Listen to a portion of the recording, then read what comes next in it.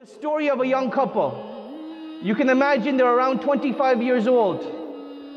And the wife, she's pregnant about 21 weeks. And they've gone out for a nice dinner,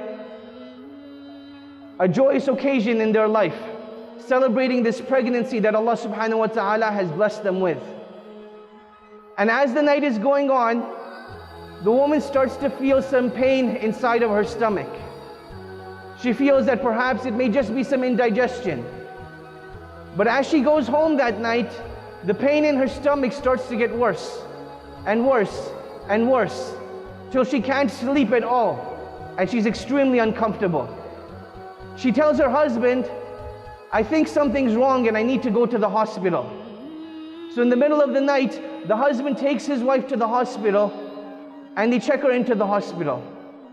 After some tests are done, the doctors tell the wife that at 21 weeks, you're now going into labor. And the wife starts to panic. She starts to say, it's too early, I can't go into labor this early. The child won't be safe. And a doctor comes in at that time and he asks the family that if this child is born and its heart is not beating, would you want us to resuscitate the child or not? And the couple, they start to panic even more. Now, alhamdulillah, they were able to find a way to delay the delivery of the baby for another 4 days. But 4 days in a matter of 21 weeks of waiting wasn't that much at all. And after 4 days, she gave birth to this baby that barely weighed 2 pounds. It barely weighed 2 pounds.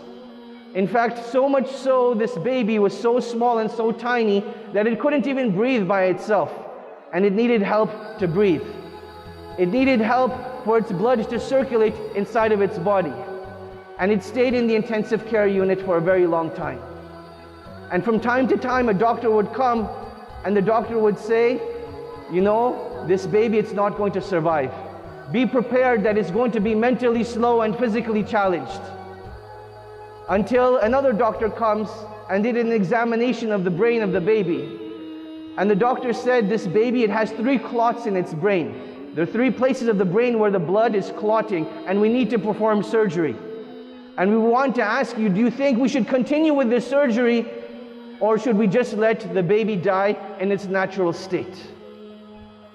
Now you can imagine the worry and panic that is going through the parents, that this is the love of their life, you know, witnessing in front of their own eyes, about to pass away.